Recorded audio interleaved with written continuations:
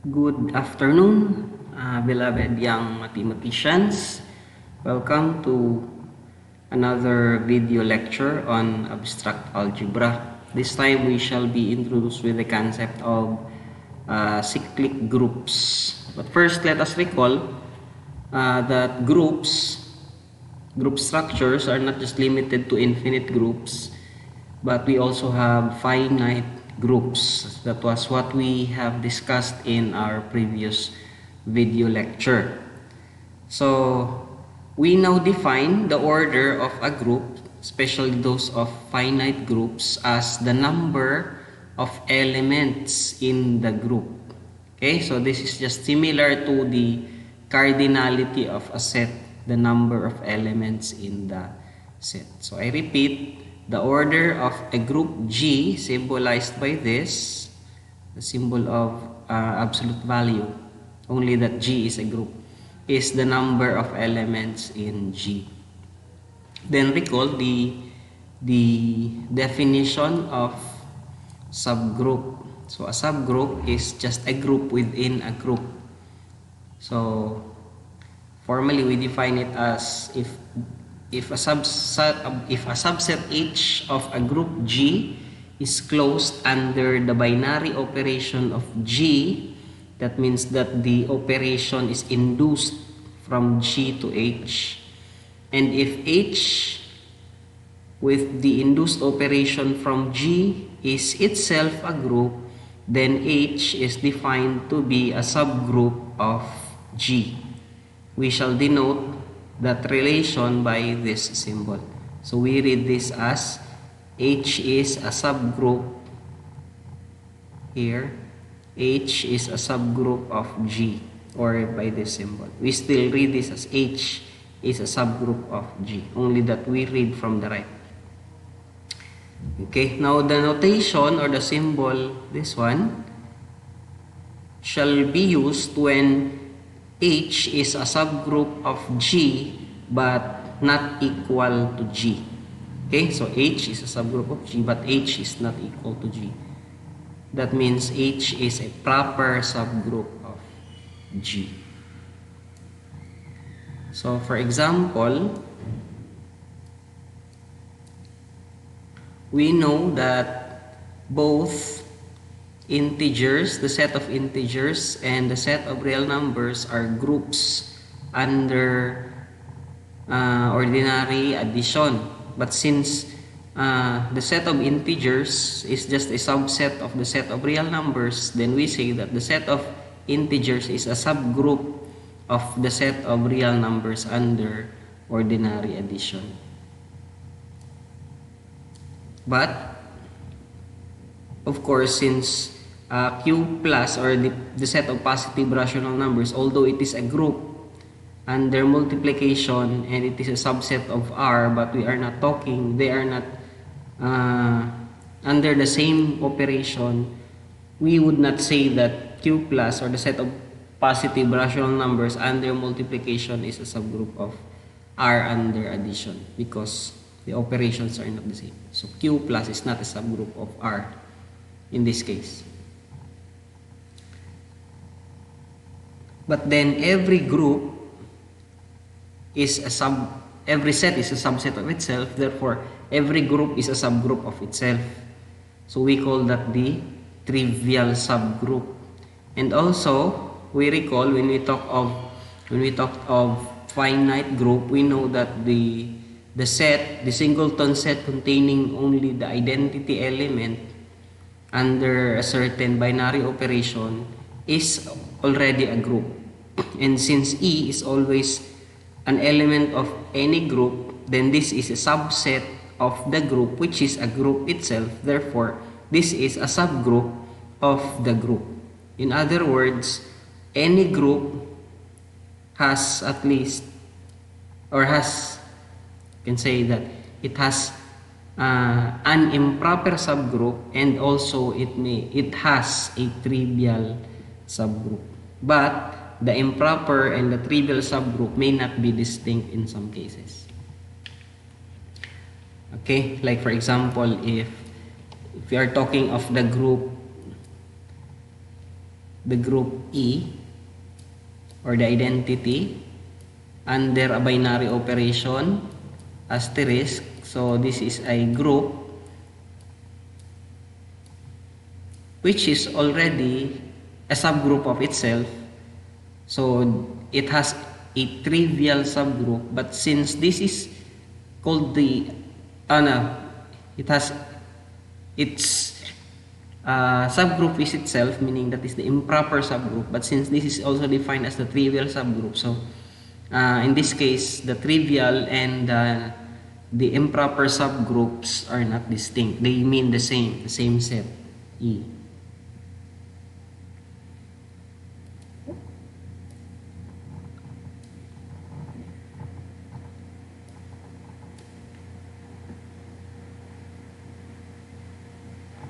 Also, if we let R to the N be the additive subgroups, or this is for this an application of vector algebra. Okay, so we'll just skip that example. Since the set of positive real numbers is a group under multiplication, and the set of positive rational numbers is also a group under multiplication, and since Q plus is just a proper subset of R plus, we then say that Q plus under multiplication is a proper subgroup of R plus.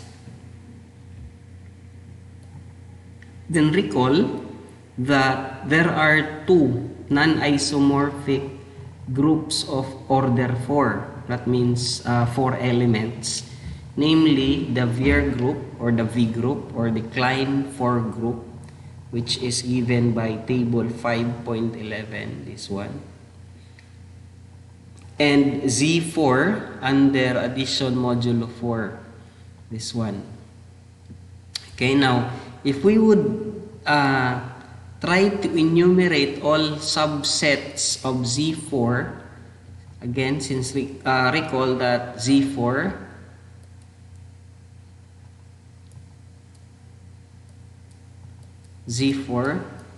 has elements 0, 1, 2, and 3.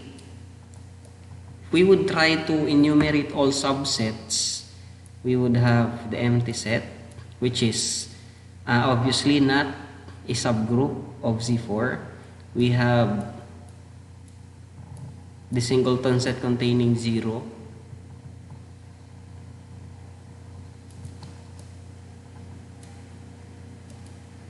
We would also have the singleton set containing 1, containing 2, containing 3. How many subsets will there be? 2 to the 4th, so there would be 16 of this. Okay, so we also have 0 and 1, 0 and 2, 0 and 3, and so on.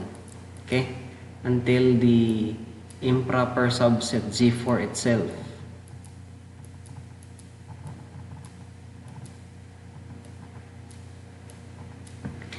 And then if we would try to examine which of these subsets are subgroups of Z4, we would find out that only the singleton set containing 0 and the set containing 0 and 2 are the proper subsets of Z4. Okay, like for example this one, these subsets here do not have 0, so they do not have the identity element, so they cannot be subgroups. This one, although it has 0 here, but this is not a closed set. Why? Under addition, because 1 plus 1 is 2 and 2 is not in the set, so the operation is not closed in this subset of Z4, so this cannot be a subgroup of Z4. Again, if we would examine all of those subsets, we would find out that the only proper subgroups of Z4 are these two. Okay, if we would do the same analysis to the V group,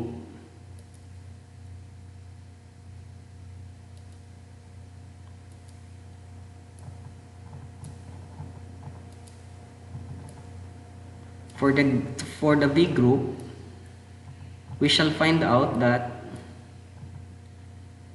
the V group would have four proper subgroups. That would be the trivial subgroup,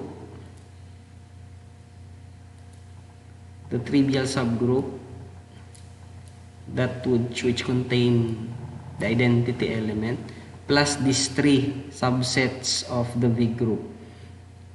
The one containing the identity in A, the one containing identity in B, the one containing identity in C. Why? Because this is already closed under the operation, because A operation A is E.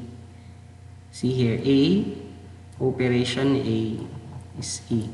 B operation B is also E. C operation C is also E. Okay, so this is already closed under the operation. E operation A is just A. Okay, so the same is true with this other two subsets of the V group. So the V group has three non-trivial proper subgroups rather. Okay, now this relationships between or among subgroups of a certain group can best be represented using a diagram. We call it a subgroup diagram, or sometimes called the lattice diagram. Here, since we have Z4 has two proper subgroups, 0, 2, and that which contains 0. But then since this subset is also a subset of 0, 2, then it would be under 0, 2, but 0, 2 is under Z4. So this would be the subgroup diagram of Z4. Whereas for the V group, recall that the V group has four proper subgroups.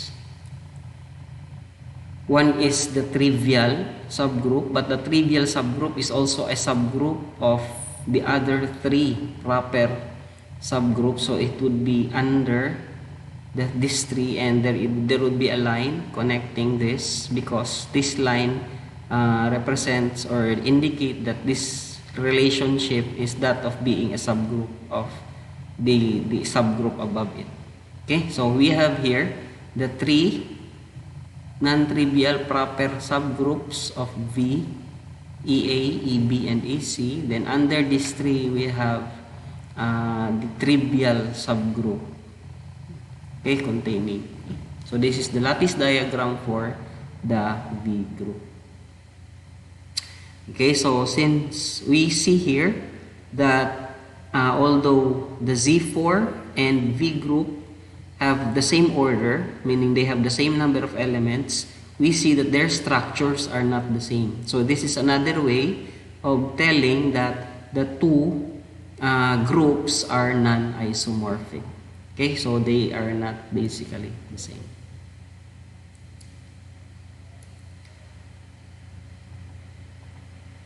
Now, using the fact that if a certain operation is associative in a set, then it should be associative in any of its subsets.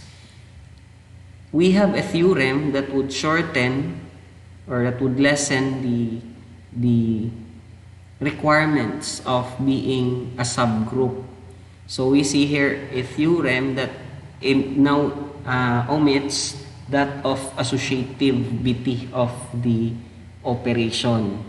Okay, so that states that a subset H of a group G is a subgroup of G if and only if H is closed under the binary operation of G, then H has the identity element. Okay, so the identity element E of G is in H. And for all elements A in H, it is true that A inverse is also in H. Then H is a subgroup of G. So here, as I've said, the fact that H is a subgroup of G, then all three conditions are true. So that is the direct part of the proof. Then for the converse, suppose H is a subgroup of a group G, then conditions 1, 2, and 3 hold. But associativity is yet to be satisfied. But then since H is a subgroup of G, then for sure that for any elements A, B, and C in H, it is true that the quantity AB operated to C would be equal to A operated to the quantity B, C, meaning the associativity of the operation holds. Hence, we have H as a subgroup of G.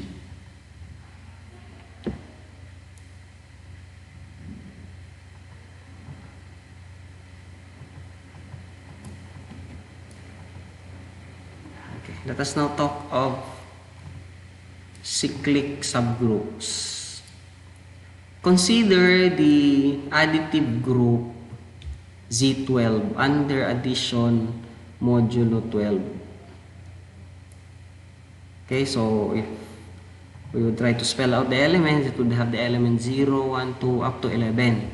It would have the elements which are integers, positive integers, which are possible remainders if a certain integer is divided by 12.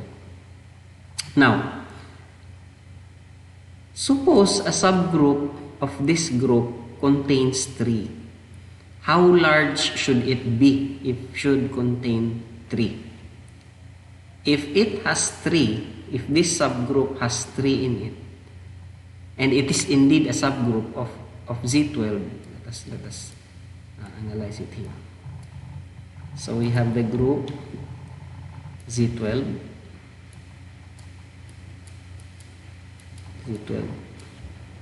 Then it has there is a subgroup H, and suppose 3 is in it. One of its elements is 3. If it is a subgroup of this group, then the operation should be closed in H, meaning it should have 3 plus 3 in it. But 3 plus 3 in Z12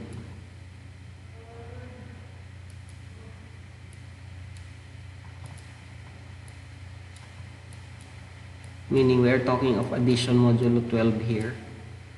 3 plus 3 is 6. So this subgroup should contain 6. But if this is to be closed, there should also be 6 plus 3 in modulo 12. So it must have 9. It should also have 9 plus 3. 9 plus 3 in modulo 12 is 0, so it should contain 0. It should also contain 0 plus 3, which is already there, 3. It should also contain 3 plus 3, 6, and so on. So this would be the smallest subgroup of Z12 that should contain 3. We call this as the subgroup of Z12 generated by the element 3. Okay, take note that we have started with 3 and then find out all other elements that should be there. And we have formed a set closed with respect to the given binary operation. And it has the identity here. Each element has the inverse. Like for example, 6 is the inverse of itself. 3 has 9 as its inverse. 9 has 3 as its inverse. 0 is an inverse of itself. So this is a subgroup of H, the smallest subgroup that should contain 3. Again, we call that the subgroup of Z12 generated by 3. Hence, if we would try to summarize, a subgroup containing A must contain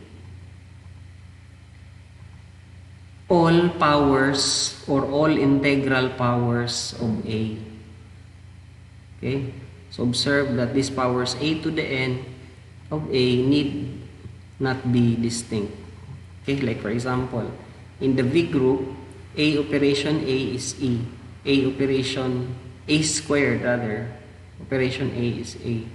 Then it go back to E. Then the inverse of A is A itself and so on.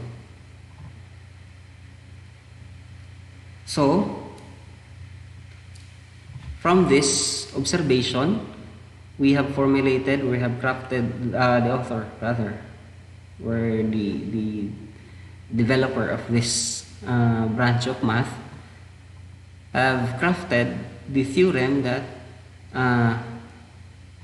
the set H containing all integral powers of an element of a group, let's say A, should be a subgroup of the group G. And it is the smallest subgroup of G that contains A.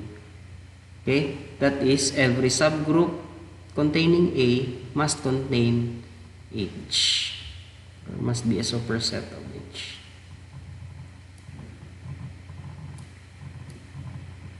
Here is the proof. We check the three conditions stated in theorem 5.14. That is, first they have the closure, then the existence of the identity, then the existence of inverses.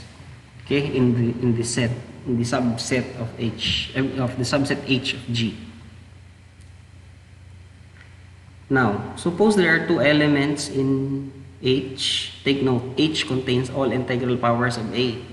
So all elements of H are of the form A to a certain integer.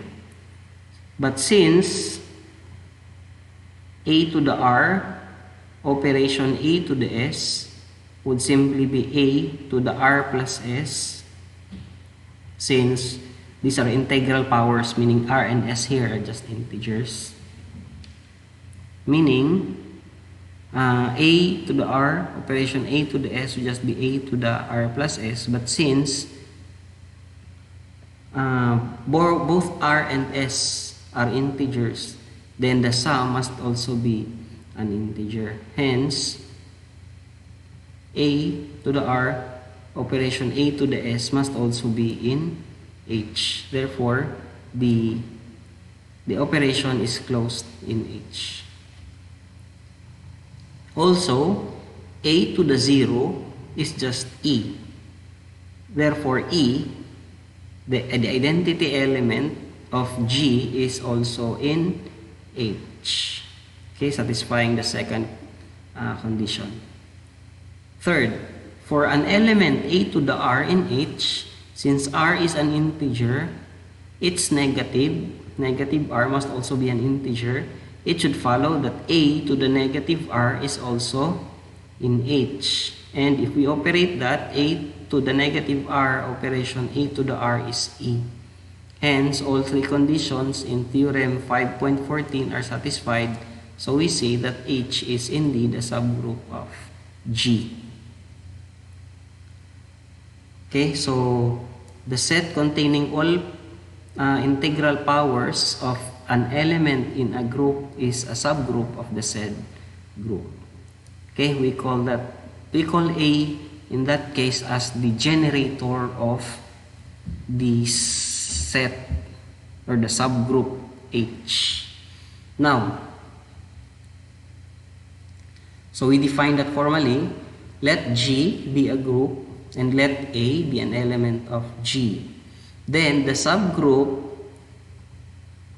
this set containing all integral powers of A of G, characterized in the preceding theorem, is called the cyclic subgroup of G generated by A.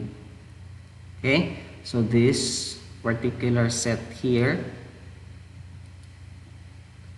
this one, the set of all integral powers of A is what we call the cyclic subgroup of G generated by A. We shall denote that by this symbol. Okay. Now, if it so happen that when the subgroup generated by an element is the whole group, then we say that such element is a generator of the group. So, in particular, we say that an element A of a group G generates G and is a generator for G if the subgroup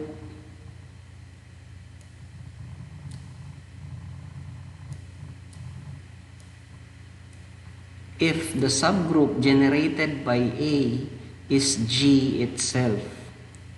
A group is said to be cyclic if there is some element A in G that generates G. Okay, take the examples, take the groups Z4 and the V group. Okay, let us discuss that below. Take note that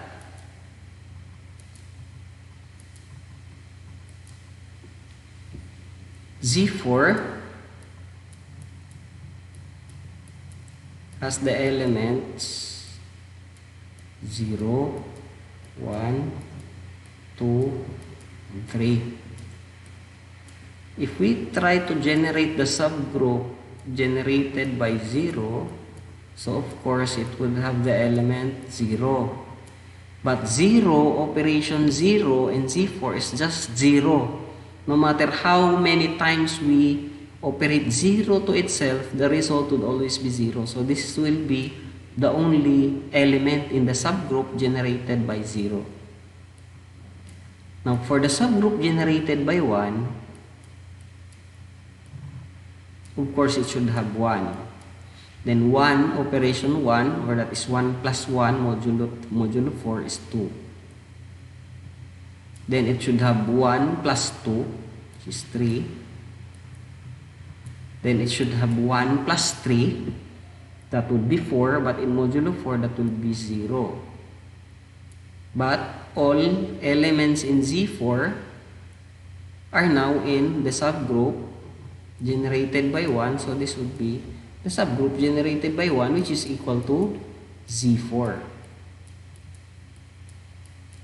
But if we generate the subgroup generated by 2, so of course it would have 2, then 2 plus 2, that is 0 and modulo 4. 2 plus 0 is 2, then 2 plus 2 is 2. This would be the only elements in the subgroup generated by 2. And lastly, if we are to generate the subgroup generated by 3, it would have the element 3. Then 3 plus 3 is 6, but 6 is 2 in modulo 4. Then 3 plus 2 is 5, but that's just 1 in modulo 4. Then 3 plus 1 is 0. So it is just Z4 itself. Now take note that when we have generated the subgroups generated by 1 and 3, this one and this one, note that we were able to generate Z4, meaning 1 and 3 are generators of Z4. Okay, so we say that 1 and 3 are generators.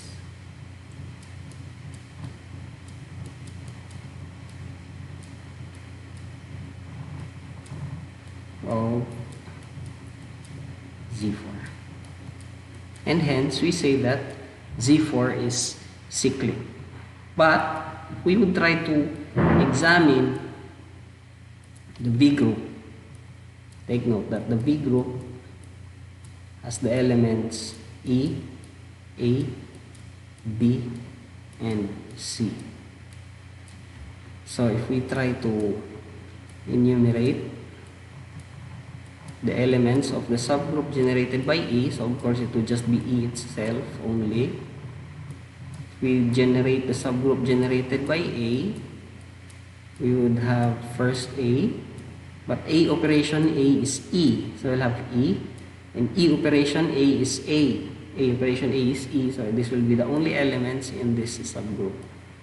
The subgroup generated by B, again, it must have B. B operation B in the B group is E.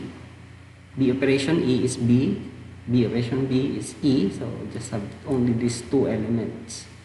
The same is true for the subgroup generated by C. So it should have the element C, then C operation C is E, then C operation E is C, and so on.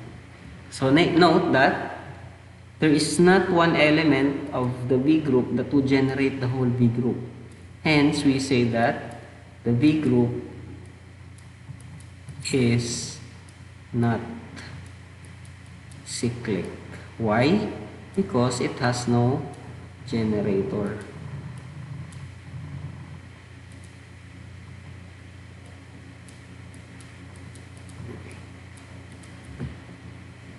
So the V group is, as I've said, not cyclic.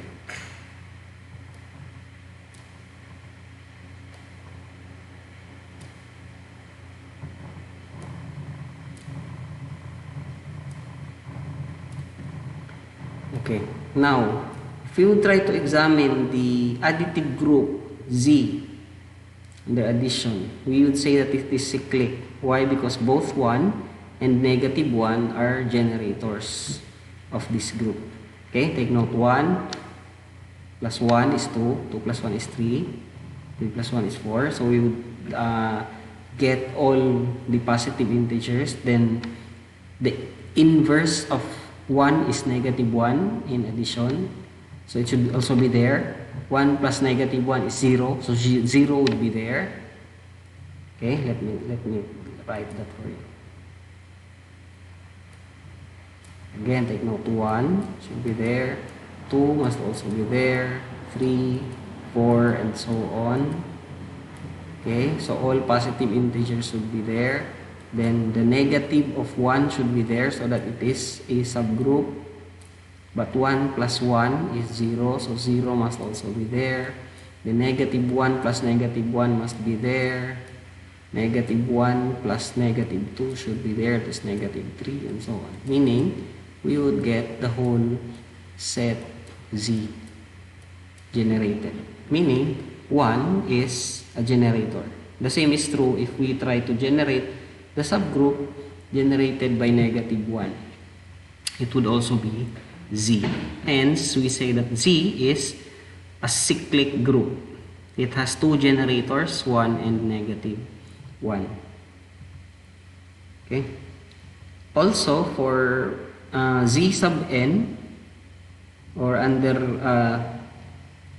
where n here is positive integer, under addition modulo n is cyclic.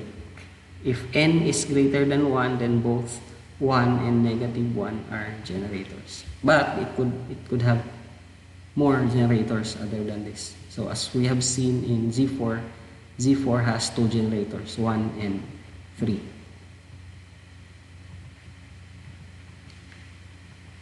Then consider the group Z under addition. Let us find the subgroup generated by 3. So 3 should be there, then 3 plus 3 should be there, which is 6. 6 plus 3 should be there, so that would be 9. Then 9 plus 3 should be there, so 0. Or that is addition, no, not modulo 3. So 9 plus 3 should be there, that is 12, and so on. Then 0 should also be there, negative 3, negative 6. But take note that all of these numbers are multiples of 3. Meaning, the subgroup generated by 3, so under the group Z under addition, would be the set of all multiples of 3. Okay, denoted by 3Z. In a similar way, we shall let Nz be the cyclic subgroup generated by N of Z. So note that 6Z, since all multiples of 6 are multiples of 3, but not all multiples of 3 are multiples of 6, so this is a proper subgroup of 3Z. Next. Let us now discuss the basic properties of cyclic groups. As said earlier, a group is said to be cyclic if it has at least one generator. Meaning, if you generate all elements of the subgroup generated by an element, it will be sold to the group itself. So A must be the or a generator of the said group, and the group is said to be cyclic.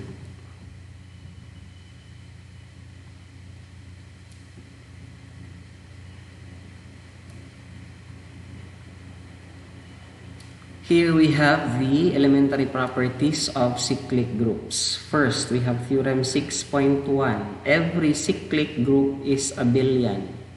When you say abelian, that means the operation is commutative. So, as a proof, let G be a cyclic group and A be a generator of G. So, G would be the result when we generate all elements in the subgroup generated by A. Therefore, G would just be the set of all integral powers of A. Now, to show that the group is abelian, we just simply have to show that the operation is commutative. So let G sub 1 and G sub 2 be any element of G. So we show that G sub 1 operation G sub 2 is the same as G sub 2 operation G sub 1. But then, if G sub 2 and G sub 1 are elements of G, then both G sub 1 and G sub 2 are powers of A. Meaning, there should be integers R and S so that G sub 1 can be expressed as A to the R and G sub 2 is expressed as A to the S. Again, why? Because G sub 1 and G sub 2 are elements of G and all elements of G are integral powers of A. So they are expressed here as powers of A, namely A to the R and A to the S. Then, if we are to operate G sub 1 operation G sub 2, by substitution, it could be written as A to the R operation A to the S. But then this expression may just be written as A to the R plus S. Why? Because we are talking here of integral powers. Meaning, R and S here are integral exponents. So, by laws of exponents, we can write this expression as A to the R plus S. But since this is just addition of integers, and we know addition is commutative in the set of integers, we can write that as A to the S plus R. But A to the S plus R can be rewritten again as A to the S operation A to the R. But by substitution, A to the S is G sub 2 and A to the R is G sub 1. Hence, G sub 1 times operation G sub 2 is therefore equal to G sub 2 operation G sub 1. Therefore, the operation is commutative. Therefore, the group G is abelian. Proving the theorem. So, we now know that every cyclic group is abelian. Next, recall the division algorithm for the set of integers. If m is a positive integer and n is any integer, then there should exist unique integers Q and R.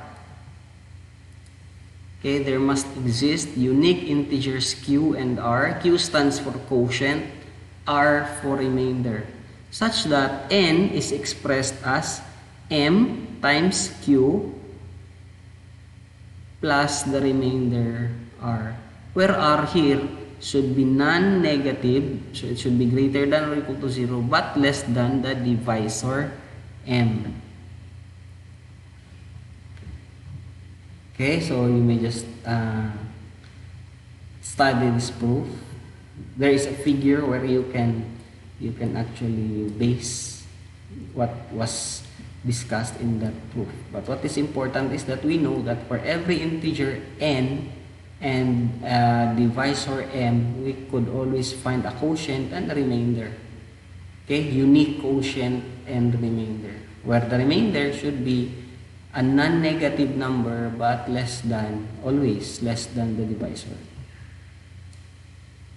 For example, if you are to find the quotient q and remainder r when 38 is divided by 7, so 38 divided by 7 is 5, the remainder is 3, so that is expressed as 35 plus 3, which is 7 times 5 plus 3, therefore the quotient is 5, q is 5, and the remainder is 3. Take note, the remainder should always be non-negative but less than the divisor, in this case 7.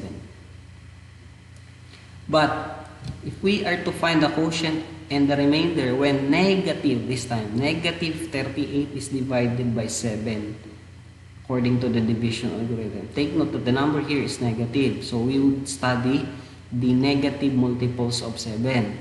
The negative multiples of 7 are negative 7, negative 40, negative 21, negative 28, negative 35, negative 42, and so on. If we would choose a multiple to leave a non-negative remainder, take note of that, I would highlight it, non-negative remainder, which is less than 7. So it should be the multiple negative 42. Here, negative 42. So negative 38 is expressed here as negative 42 plus 4. Okay, so that the remainder is, take note, the remainder is non-negative. So in this case, positive 4. So, but then negative 42 is 7 times negative 6. Hence, the quotient is negative 6 and the remainder is 4.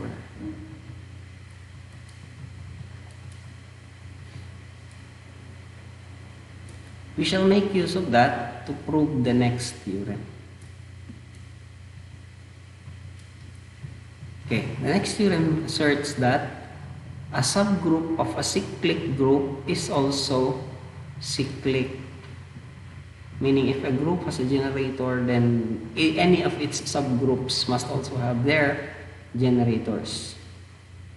Okay, let us discuss the proof. Let G be a cyclic group. Hence, it must have a generator. So let one of its generator be A. So let A be the generator of G. And we also let H to be a subgroup of G. So the claim is that H is also cyclic, meaning it has its generator also. Now, if H is the trivial subgroup, meaning H is just the set containing E, then it must have a generator, which is E itself. Hence, H is just the subgroup generated by E, hence it is cyclic. Its generator is just E.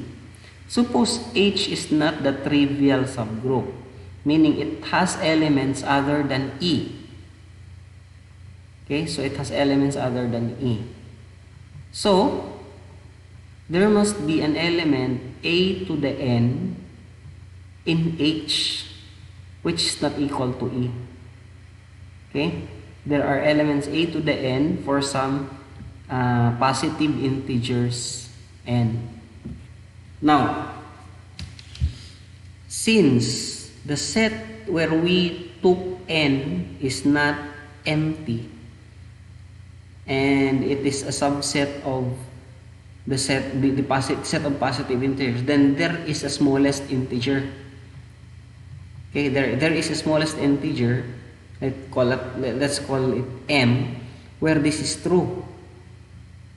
Okay, so let m be the smallest integer in the set of positive integers such that a to the m is in H.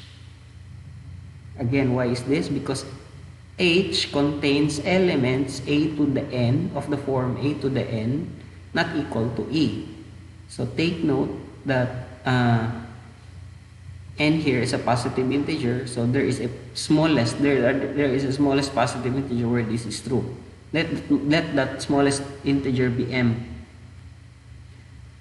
So we say that the subgroup H is generated by this a to the m.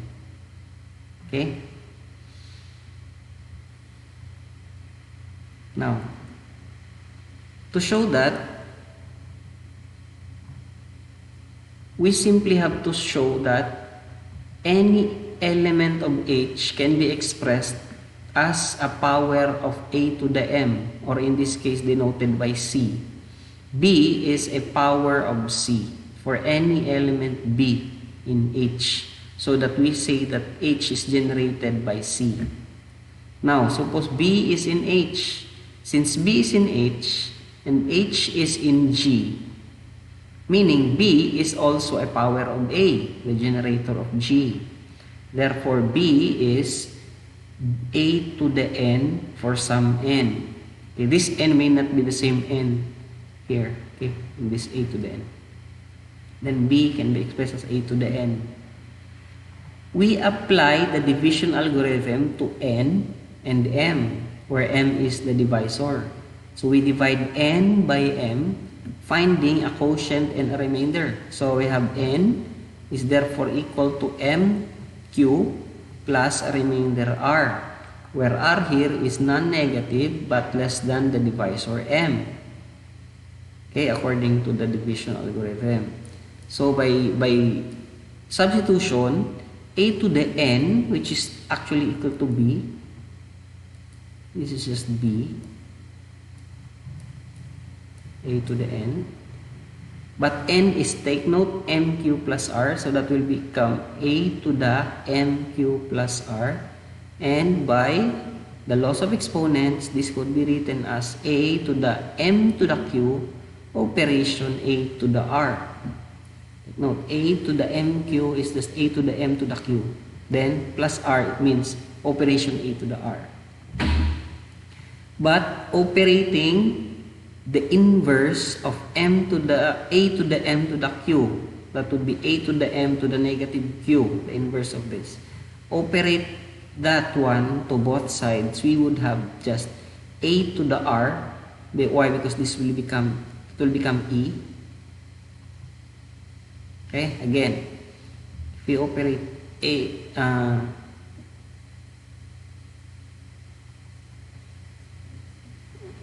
note ha, a, this is a to the n, a to the n, is this one.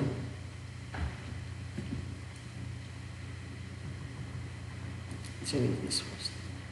Let me enlarge this. So take note that this is just a to the n. If we operate the inverse of this to both sides, so the inverse of that is a to the m to the negative q. Then the left side would also be a to the m to the negative q operation a to the r, or rather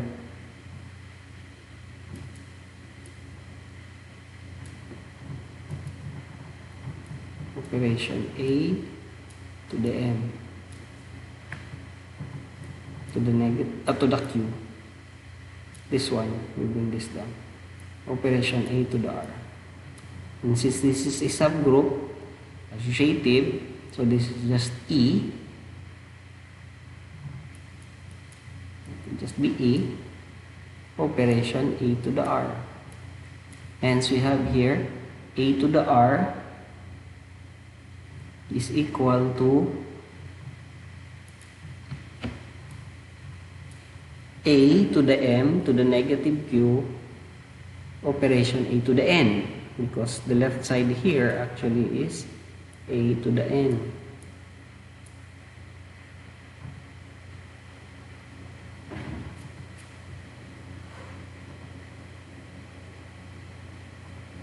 To the n operation, this one a to the m operation negative to the negative q. Okay, hence we have this equation.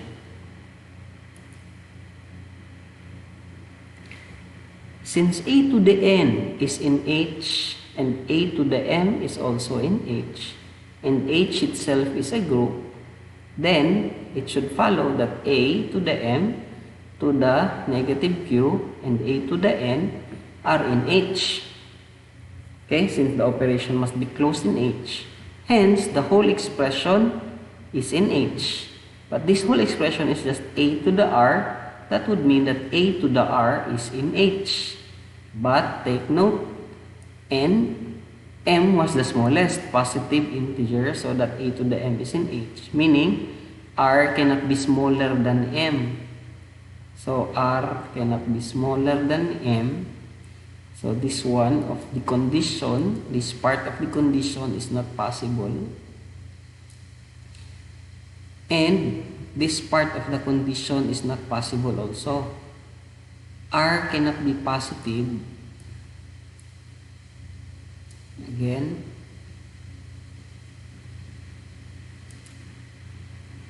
R cannot be smaller than m. R cannot be positive. Why? Because m is the smallest positive integer, so that a to the m is in H. Hence, it would leave no other choice but r to be 0. It would leave r be 0. Therefore, there is no remainder when you divide m by n. So, n will just be m times q, or q times m. So by substitution, b will be a to the n, which is equal to a to the qm or mq, or that will be expressed as a to the m to the q, but a to the m is just c, and hence we say that b is a power of c. And since b is any element in H, so any element therefore in H is a power of C. Hence, C is a generator of H. Therefore, H is cyclic because we found that it has a generator.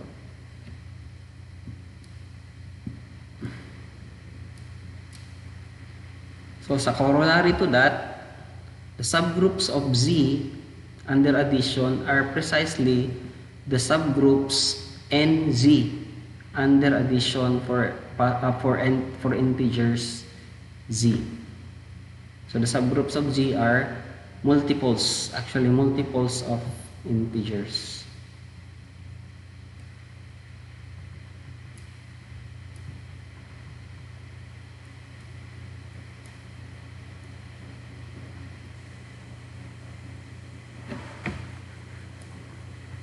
Here we have the definition of the greatest common divisor.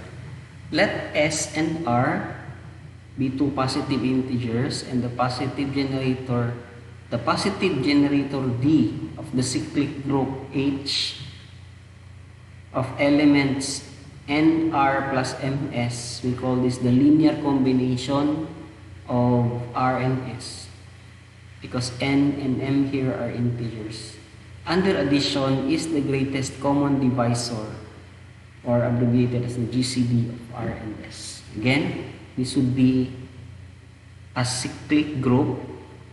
The set of all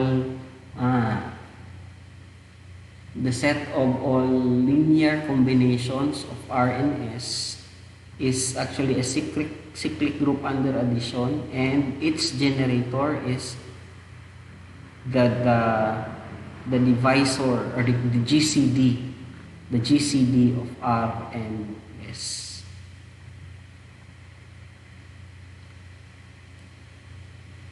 Now, since both R and S are in H, why? Because R can be expressed as 1 times R plus 0S, and S can be expressed as 0 times R plus 1 times S. So both R and S are linear combinations of R and S. So they are actually elements in R.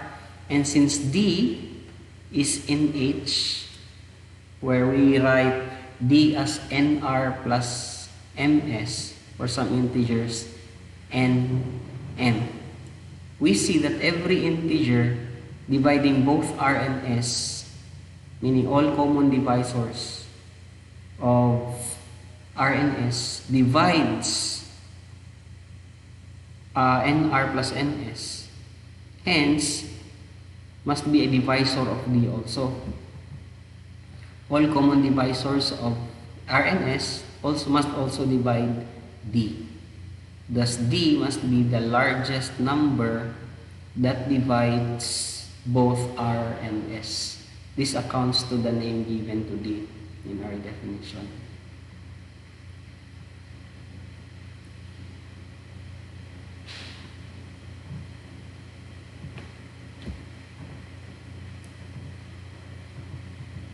So here is an example. If you are to find the GCD of 42 and 72, here all positive divisors of 42 are enumerated, and the positive divisors of 72, the greatest common divisor is 6.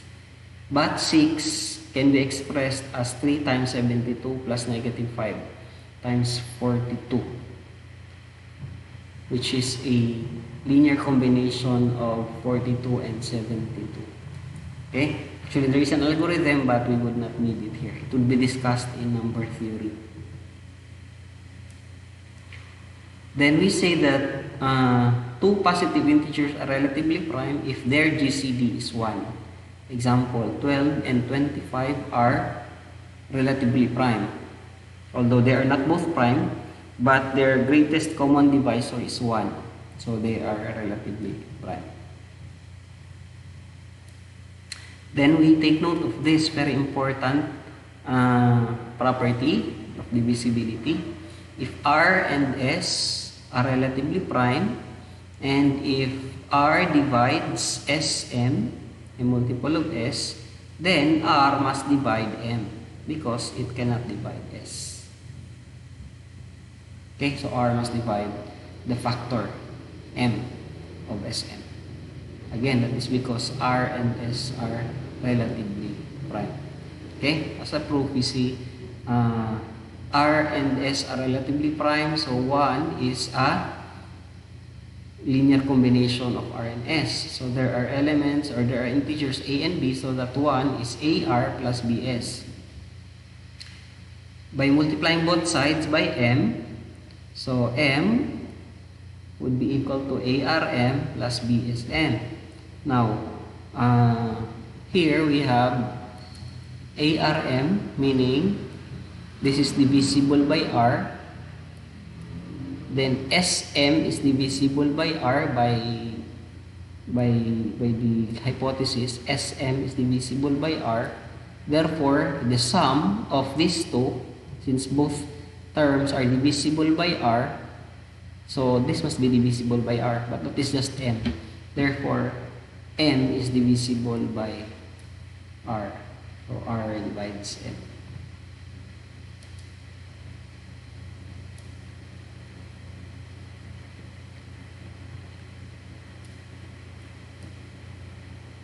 Okay, now for the structure of a cyclic group.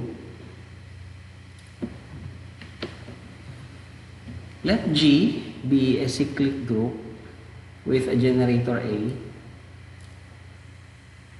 If the order of G is infinite, meaning if G is an infinite group, then G must be isomorphic to Z plus. Meaning any cyclic group which is infinite must be isomorphic to Z plus. But if G has a finite order n, then G is isomorphic to Z sub n under addition modulo n.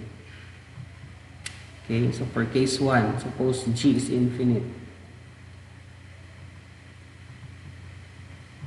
Meaning, for all positive integers m, a to the m is not the identity element. So, in which case we claim that no two distinct exponent h and k will give equal elements of G. Suppose it is not true. Meaning there are elements, there are integers h and k wherein the powers are equal. So we say that a to the h equals a to the k, and say without loss of generality, h is greater than k, meaning h minus k must be positive. But if these two are equal, then the inverse of a to the k will be equal to the inverse of a to the h. That means a to the h times the inverse of a to the k will give e. But that will just be a to the h minus k.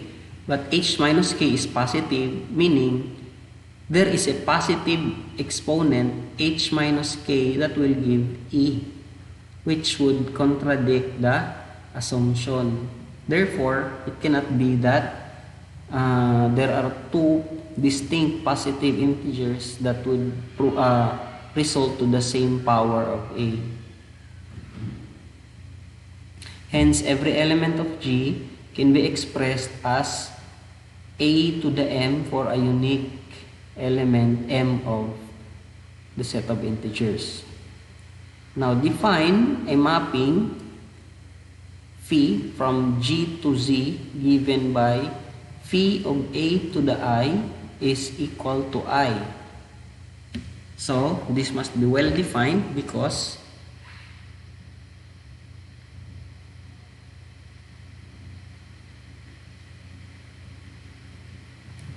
again, G are integral, the set of integral powers of A. So the elements are of the form A to the something, but that something must be an integer.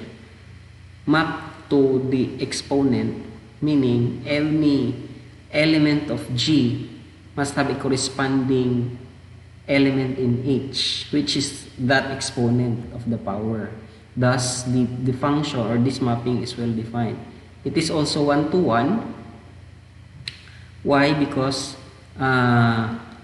each exponent of a to the I, or the power a to the I, would result to a distinct element in G, meaning there is a one-to-one correspondence. Okay, no element in Z would result to the same element in G. One-to-one, and it is onto Z, meaning all integers would be an exponent of a, or the power a to the m. So the mapping is onto. Also, we have the homomorphism property here proven. If we have phi of a to the I, operation a to the j, it will be written as a to the I plus j. But by definition of the mapping, phi of a to the I plus j is just I plus j. But then I is phi of a to the I, and j is phi of a to the j. Hence, the operation is preserved. So we have the function phi is an isomorphism. Hence, if G is an infinite cyclic group, then it must be isomorphic to Z. Case 2, suppose it is not infinite, meaning it would go back to E, meaning if we generate the powers of A, some exponents would go back to E. So we say here, suppose a to the m is e for some positive integer m. Let n be the smallest of such positive integer, meaning a to the n would result to e, and there are no smaller positive integer that would do so. There are no positive integers less than n wherein the power a to the n is e also. So, if s is another integer, we can divide s by n, expressing s as nq plus r, where r is non-negative but less than n. So, by substitution, a to the s will be a to the n plus r, or a to the n to the q, operation r, or since a to the n is e, so that will be e to the q, operation r. But e to the q is just e. Operation a to the r will give a to the r, meaning a to the s will be a to the r. Meaning, not all powers of a are unique. There would be powers which would lead to the same element. Hence, in case 1, or from case 1, so suppose there are two positive integers h and k between 0 and n, in which a to the h is equal to a to the k, then we would have h minus k between 0 and n would result to e, contradicting our choice of n, meaning there is a smaller positive integer wherein the resulting power is e, which cannot happen because we have said earlier that n is the smallest. Therefore, among integers between 0 and n, it cannot happen that the resulting power of a are the same, meaning a to the 0, a to the 1, a squared, a cubed, up to a to the n minus 1 would be different from one another. Okay, it would not happen that two of the elements here would be the same. Why? Because there would be a contradiction as argued here. Okay, take note of this argument. So each of these elements would be distinct from the others.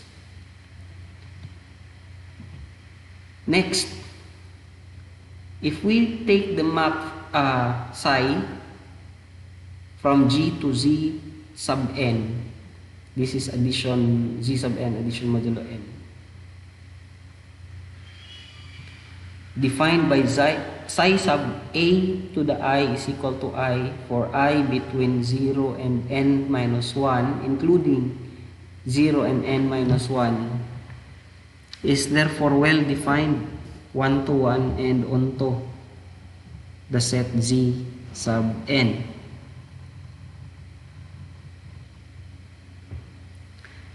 Now, since a to the n is e, as stated earlier here, we see that a to the ij, a to the I, operation a to the j, would be a to the k, where where k is I plus j modulo n.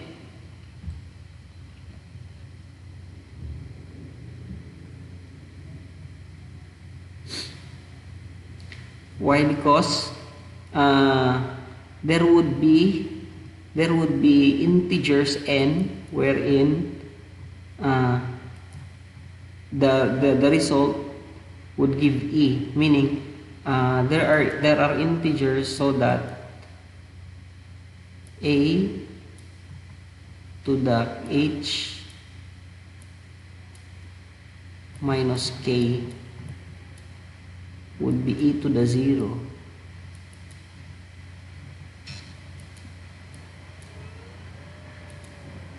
Would be a to the 0, which means which is e, which means h would be equal to k.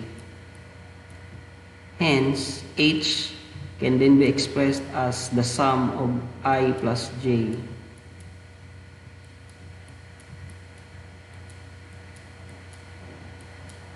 For some integers I and j. Therefore, we would have this expression here. But if we try to use the mapping psi to this expression a to the I operation a to the j, we would have psi of a to the I operation a to the j would be the resulting exponent, this one. But this is just psi of a to the I, and this is psi of a to the j. The operation here is addition modulo n. So the operations are preserved by this mapping.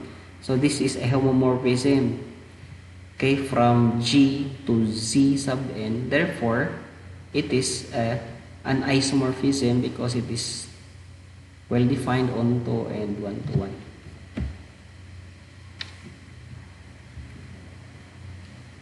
Hence, any finite group which is cyclic must be isomorphic to Z sub n.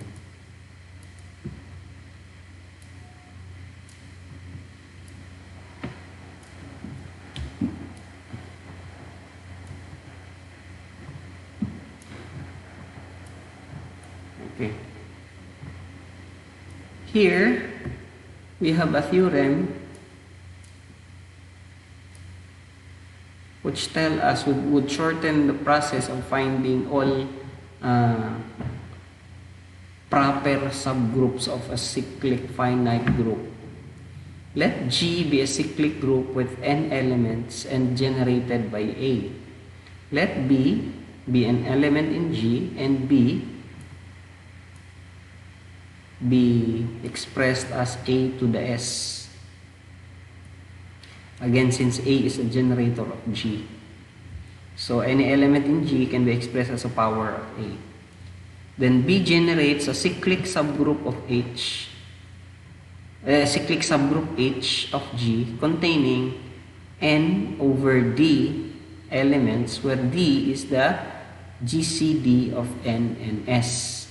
Also, two subgroups would be equal if and only if their exponents, when they are expressed as powers of A, have this relationship. The GCD of S, the exponent of A to the S here, and N is equal to the GCD of T, which is the exponent in the right side, and N also. Here is the proof.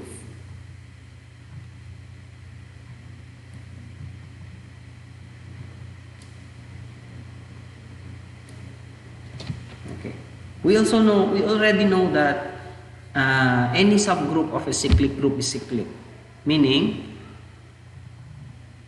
that B generates a cyclic subgroup of H is already known by theorem 5.17. We only need to show that H has indeed N over D elements. Okay?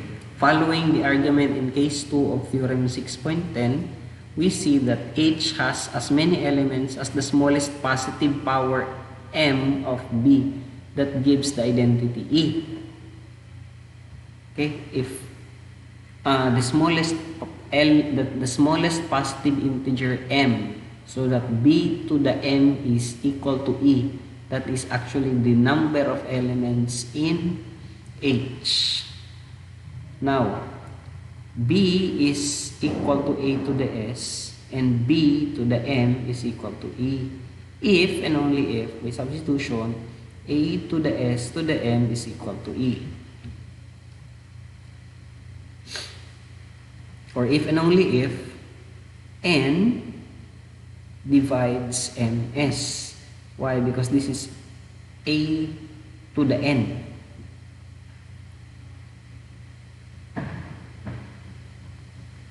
Okay? Because G has N elements, meaning A to the N is equal to E.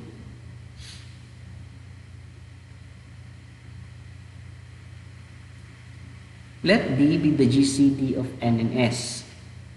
So D must be expressed or can be expressed as a linear combination of N and S, meaning there are integers U and V, so that D is equal to U times N plus V times S.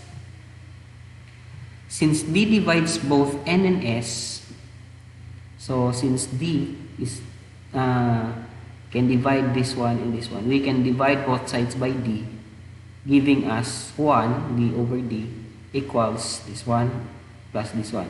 Okay, divide both of this by D. But since D divides both N and S, this quotient must be an integer. These quotients, this one and this one, must both be integers. Okay, as stated here. This last equation shows that ND and SD, rather N over D and S over D, are actually relatively prime.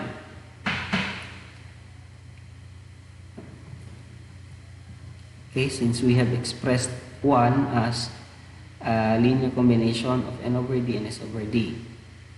For any integer, dividing both of them must also divide 1. Okay, as we see here. We wish to find the smallest positive integer m so that m over s is divisible by n. So that is ms over n, okay, will be expressed as m times sd over n s over d over n over d.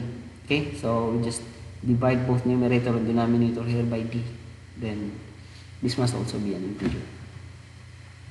Now, by the box property in the previous page, since n over d does not divide s over d, okay, as stated here, they are relatively prime, then n over d must divide m.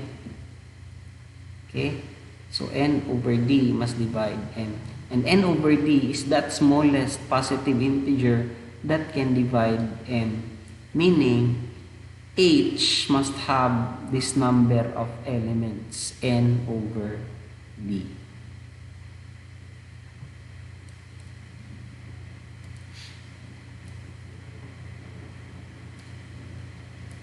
For example,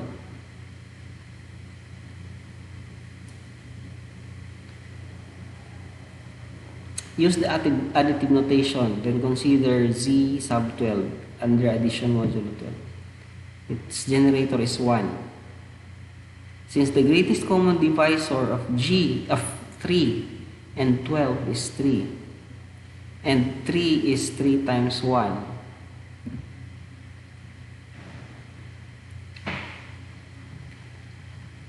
therefore 3, which is 3 times 1, would generate 12 over 3 or 4 elements. Again, 3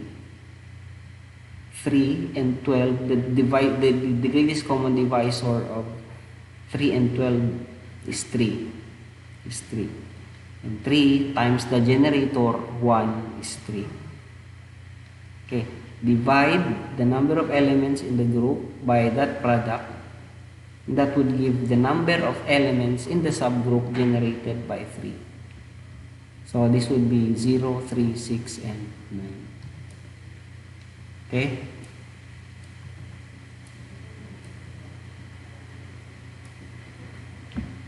Also, if we consider 8, the GCD of 8 and 12 is 4.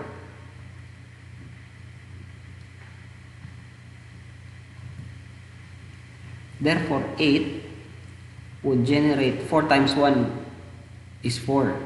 So 8 would generate 12 over 4 elements. So that would be 0, 4, and 8.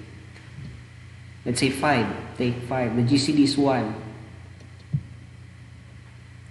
But 1 times 1 is 1. So 5 would generate 12 over 1. That would be 12 elements in G.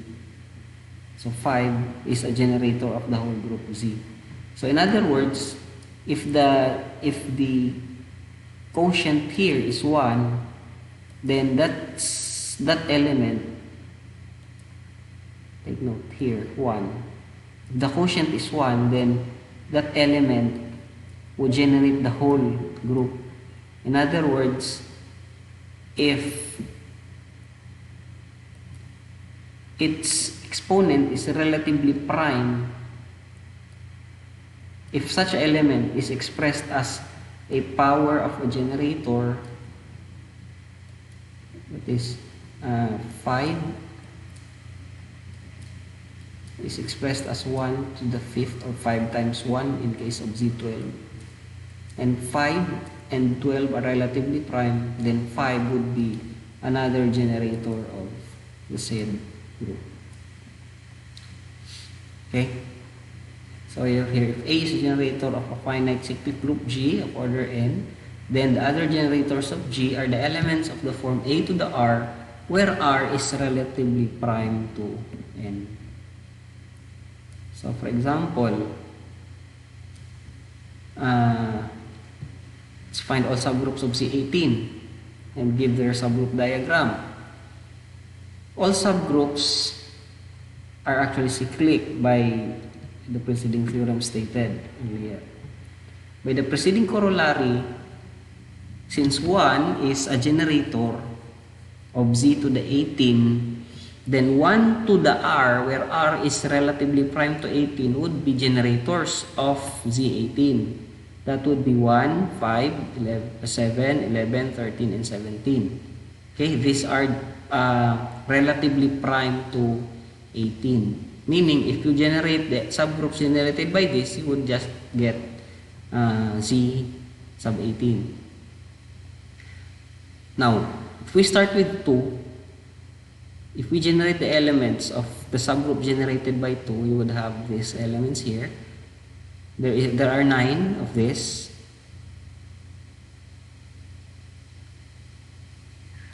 So, the generators would be of this, would be of the form H times 2, where H is relatively prime to 9. What are the integers relatively prime to 9? 1, 2, 4, 5, and 7. Multiply each of these by 2 and 8. So we would have these elements 2, 4, 8, 10, 14, and 16 would have the same subgroup. Okay, meaning the subgroup generated by 4. So this would mean that this would be equal to the subgroup generated by 4, the subgroup generated by 8, the subgroup generated by 10, by 14, and by 16. Okay, so we have considered already 0 is the subgroup generated by 0 is just 0, it contains 0. 1 is a generator, so we have considered 2 already, so we know that this is the subgroup generated by 2, which is the same as the subgroup generated by 4. 5 is actually a generator here. 6 is not yet considered. 6. 7 is a generator. 8 is the same as the subgroup generated by 2. 9 is not yet considered. 10 is already there. Here. 12 is not yet considered. We have 13 is a generator. 14 would have the same subgroup as generated by 2, and the same is true with 16. 15 is not yet considered. 16 again would have the same subgroup generated by 2. 17 is a generator. So what's left is 3. It's not yet considered 3, 6, 9, and 12. Because 11 is a generator, so 11 is included here. Okay, so the black numbers are the elements of Z18 which we know what subgroups they generate. Again, 1, 5, 7, 11, 13, and 17 are generators. So they would generate Z18. 0 would just generate the set containing itself. 2 will generate this one. And then, this same subgroup will be generated by 4, by 8, by 10, by 14, and by 16. Okay, so the only elements which we do not know the subgroups yet are those generated by 3, 6, 9, and 12. Okay, so this leaves 3, 9, yes, 15.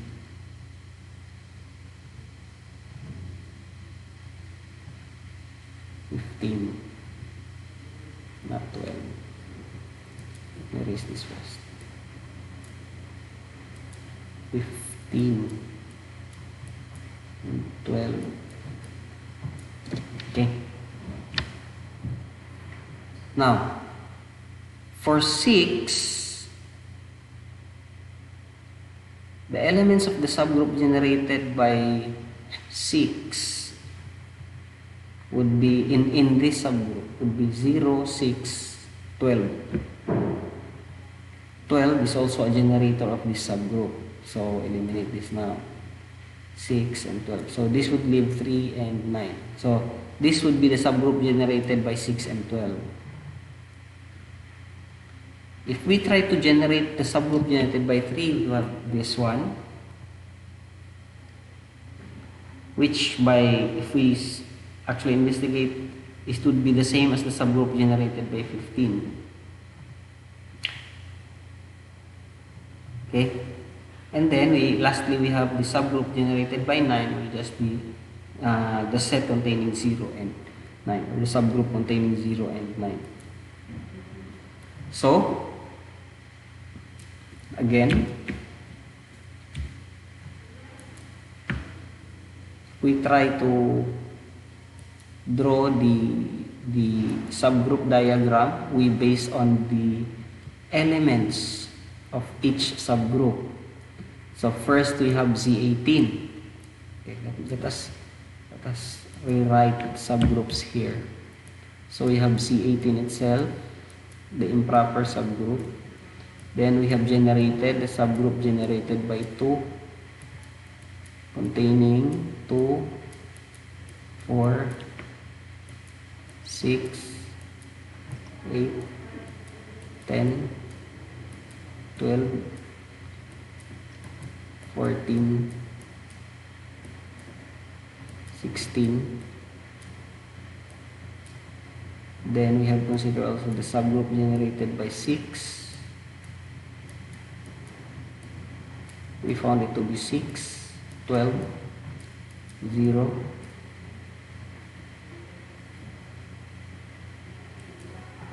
0. Then we have the subgroup generated by 3, containing 3, 6, 9, 12,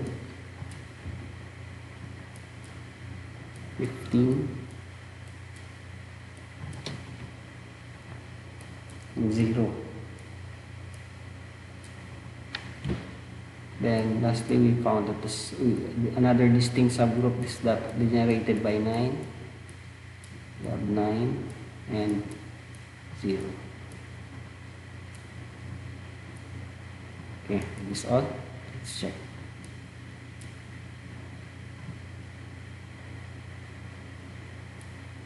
Okay.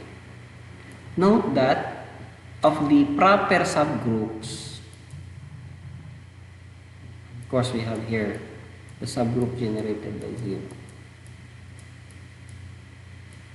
Of the proper subgroups, the largest are those generated by 2 and 3. 6, subgroup generated by 6 is just a subgroup of the subgroup generated by 2. It is also a subgroup of the subgroup generated by 3. But 2 and 3 are not subgroups of one another. Take note that 9, the subgroup generated by 9 is a subgroup generated by 3. Meaning, 9 should be under 3, 6 should be under both 2 and 3, So initially,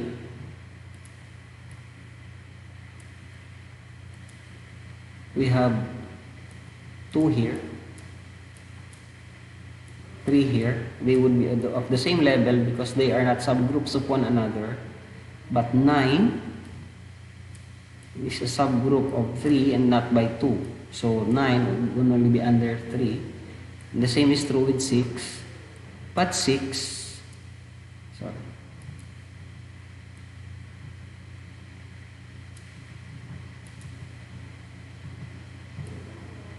But the subgroup generated by 6 is also a subgroup generated by 2.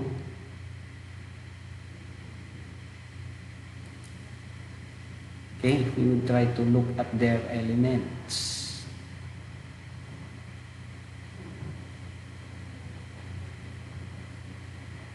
But the subgroup generated by 0 is a subgroup of all.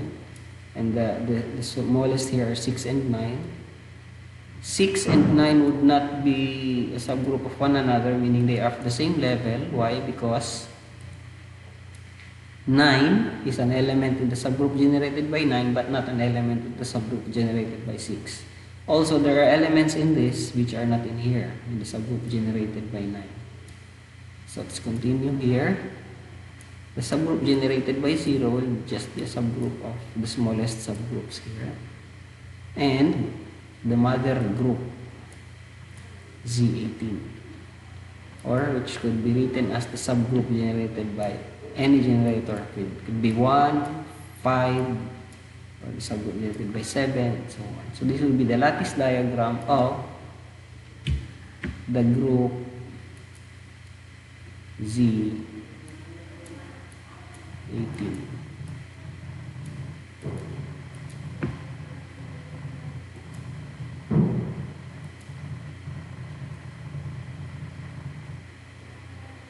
Okay, let us check. Are we correct? Yes, indeed. So we have here the subgroup generated by 1, which is Z18 itself. Then the next largest subgroups, 2 and 3, those generated by 2 and 3. 6 are subgroups, is a subgroup of both 2 and 3. 9 is just a subgroup of 3 and not 2. 0 is a subgroup of all, so it will be under the lowest subgroup in this lattice diagram.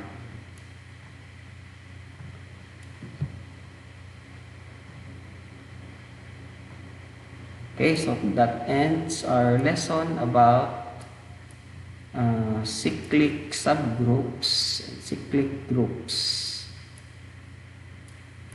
Thank you for listening. If you have some questions, you can contact me through my messenger account. Thank you and